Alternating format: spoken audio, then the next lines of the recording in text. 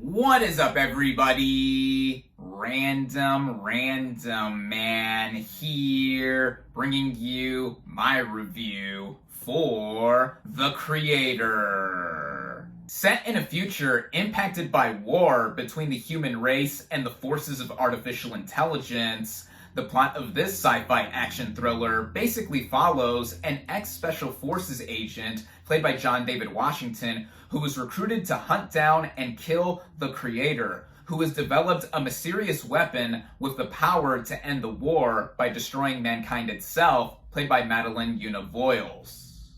Going into this movie, I was very much looking forward to seeing it. This is an original work of sci-fi that is not based on any pre-existing IP or real life, though this movie's real-life connections I will go into more later on in this review. The director at the helm here I was also mainly interested in. This film is co-written and directed by Gareth Edwards, with his previous two movies I quite enjoyed, 2014's Godzilla and 2016's Rogue One: A Star Wars Story. Couple that, the way this movie looked, the main star, John David Washington, it instantly became one of my more anticipated movies of the year. Luckily for me, I was able to head out and see this thing in theaters where it is only currently available. Starting out with the cast and their performances, we have John David Washington as Sergeant Joshua Taylor. Now, he is no stranger to being a leading man in a film, much like his dad, Denzel Washington. He was previously in another sci-fi action thriller, 2020's Tenet, directed by Christopher Nolan, so he is no stranger to this kind of setting as well. In The Creator, he's a lot more emotionally involved with the material that he is given as part of the motivation that is delved into within his backstory, and once he discovers this new weapon, it has all the drive to get him to go through and have his own mission to tackle, and the physicality that he brings to the table when it comes to the action sequences, and also the dramatic acting chops that he has in his genes, again, like his famous dad, I think works all in his favor here, and I think this is one of my favorite lead male performances of the year thus far. The supporting cast also includes some notable players like Gemma Chan as Joshua's wife, Maya, who is the main motivation for why he does a lot of the things that he does in this film. She's not in it too much, but we get some of their backstory early on and interspersed in between the narrative, and I always love Gemma Chan, so seeing her here in this film is great. There's also Ken Watanabe, and he is just an absolute legend and brings gravitas to anything that he is in. There's also Allison Janney as one of the superiors to Washington's character, and she reminded me a lot of what Stephen Lang did in the Avatar films, though in not as much of an over-the-top way. But her character is no less ruthless in trying to take down and kill this weapon that could destroy all of mankind. And in speaking of that weapon, we finally come to who I think is the breakout star of this movie, Madeleine Yuna-Voiles as Alpha O, aka Alfie as she is nicknamed. This is not only her film debut, but also her acting debut, according to IMDb, and this is one of the best performances from a younger actor I've seen in recent memory. Given that she is playing a form of AI, it could have been easy for the character, or I should say the actress more specifically, to be just blankly staring for a lot of it and not emoting so much, also given the fact that she is essentially a robot. But I think the way she approaches it and the way she is progressing across the movie, it's clear that with the side the movie is taking in terms of the stance of AI and also the emotion involved, she really brings a lot to the table. And the chemistry between herself and Washington, I think, brings for one of the best I have seen all year thus far. With the cast, I think they are terrific. And now getting into the writing, which was done by Gareth Edwards and Chris Weitz, the film instantly sets up a world that, like I've mentioned, is a future where humans and AI coexist, actually. They were peacefully living with one another for a period until Los Angeles is hit by a nuclear bomb blast that was allegedly done by artificial intelligence. And for years afterward, there has been a war, and initially when we see the movie open up, we do get some backstory as to the history of this future, and also with our main character. And then it jumps ahead years later again, mostly set now in 2070, to where he is called up to help find and take down this weapon. And what we see in here is no different to a lot of sci-fi movies, or even across different mediums with sci-fi. And this also goes mainly in the way of how this narrative is essentially an escort mission for Washington's character to get this AI out from harm's way, even though he was tasked to kill it. You can name a whole laundry list of different stuff that this movie follows, like what has been done before. This is another Children of Men. This is another E.T. This is another The Last of Us, whether you're looking at the TV series or the video game. And this is another Logan. Also The Mandalorian. I mean, the AI looks cute, reminiscent of Grogu/Baby Yoda, but you get my drift here. A lot of different things that have come before it really show how this one is no different from those. But I think that this movie is not detrimentally derivative. I think it wears its influences. It's intelligibly influenced. It wears all of it on its sleeve proudly. And I think that with how it is all set up with this world mainly, that is what got me suckered in to this film. The direction by Gareth Edwards, coupling what he did writing-wise with White's, had me so engrossed with this futuristic setting, which brings me into the way this movie is designed with its production and sets. And it is one of the most visually enthralling movies I have seen all year, with it all apparently being done on a budget of $80 million. That is a big sticking point that other people, now myself included, have been really emphasizing, because this looks more stunning than other movies nowadays that are made with double or triple the budgets. Now, there is quite a bit of visual effects thrown in here, of course, whether it's to create the AI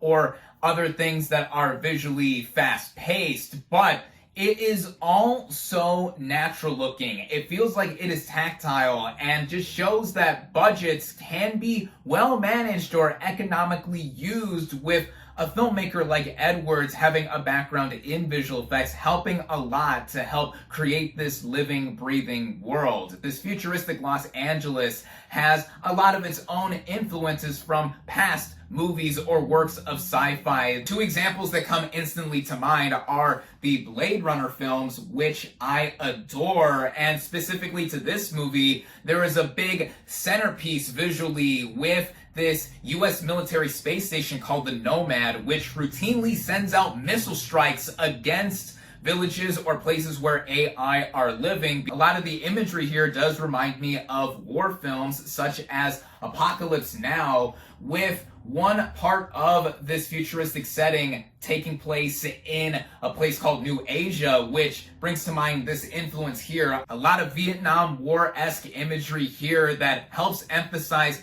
what side the movie is taking on the one hand, but also for the sake of the narrative on its own, it helps us to really see how this world, living and breathing as it is on screen, gets us to see how there are multiple beings living among one another, whether they can actually feel or not. The timing of this movie, too, is interesting because of how we are currently in a big governmental and social debate over the implementation of artificial intelligence. I mean, right now we have some strikes in Hollywood that have had main sticking points to where AI is contentious. Just some days ago, we thankfully had the Writers Guild of America strike come to an end. The SAG-AFTRA strike is still ongoing, but hopefully we do get a resolution to that very soon. For me personally, yeah, AI is a scary idea if misused or expanding to greater depths than we could have even imagined. Though, if you want my more humorous take on all this,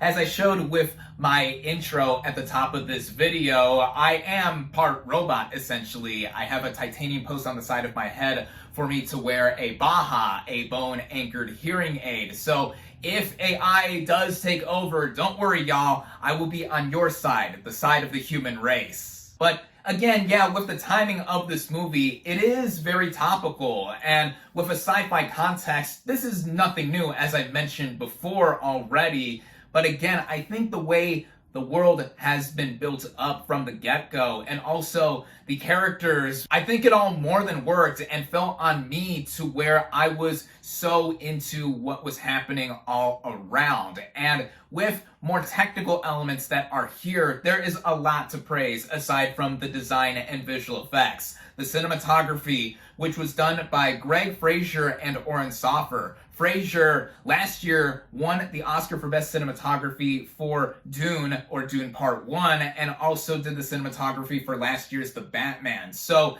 he helped bring a lot of this to life. And same with Soffer, what they have done here in terms of movements and just showing the sheer scope and scale of the film, it had me so into it. I did not see this on a premium format, but I can only imagine if one saw this in a Dolby Cinema or an IMAX, you're going to get the best experience possible. The same goes with the sound, with how booming it is, coupling with the action sequences. While there is not a lot of action or action every minute here, what is present has a lot of impact with those aforementioned missile strikes. When it hits, it does hit. Also with the original score by Hans Zimmer. He is my favorite film composer, so I'm automatically impartial to any work that he does. But here, I think it works with how it does go for his booming sound, though not as overtly as some of his more famous works, but I think that in the moment, as I was watching a lot of the action and all-around movement of the movie happening, it was all coupling together to where it moved with purpose. This also goes into how it is cut together via editing and the runtime of this movie. It runs for about 2 hours and 15 minutes, and honestly, I was so into it the entire time. I did not feel it drag or skip a beat during any major moment. The third act had a lot of obvious third act moments, and for some people, again, with how this movie is nothing new in terms of sci-fi and has so many influences hodgepodge together, I think that, again, for me, with how I was just feeling like I was living in this world, it had me into what was going on here, and it went in one place that I did not initially expect completely until the movie went there, so to speak, and also went in a different way. I'm not going to give away anything, no spoilers here. But I think with how this movie all came together, with Edwards and company really bringing to life a vision, it fell on me a lot more than I even initially expected because of what is brought to the table and what this movie represents as a whole. We do not get that many movies like this that are completely original, regardless of obvious influences, and it really left me with a great feeling. I was so enthused walking out of this movie after it finished. But then I also felt not mad, more disheartened per se, because this movie is not gonna do well. It's not doing well right now. I was only one of 4 people in my screening. Granted, I saw this movie at 10:30 in the morning today, but looking ahead, it's still not pretty because this movie is poised to bomb despite its very respectable budget that it has. And mid-range budget movies like this that do have high ambitions, again, are not made like this often anymore. Maybe this is me being appreciative and swept up by the fact that this is a unique film in the grand scheme of Hollywood, but I think this is an instant sci-fi classic. The way it all goes around with the filmmaking and how this movie is intelligibly influenced, visually enthralling, and thrilling throughout. It makes for now one of my favorite movies of the year thus far. If you have any interest in sci-fi at all, whether you've seen it done a million times over, or to be taken away to a different world cinematically, I mean, isn't that the point of the movie-going experience after all? It is something that I hope has an audience to be found. If you couldn't already tell, I loved The Creator. Once again, it is one of my favorite movies of 2023 thus far. I highly recommend it. my final verdict for The Creator is 4.5 out of 5 stars. Thank you all, as always, for watching. Be sure to like this video, comment on what you thought of The Creator, social media links in the description, subscribe to my channel for more, and I'll catch you on the next movie review.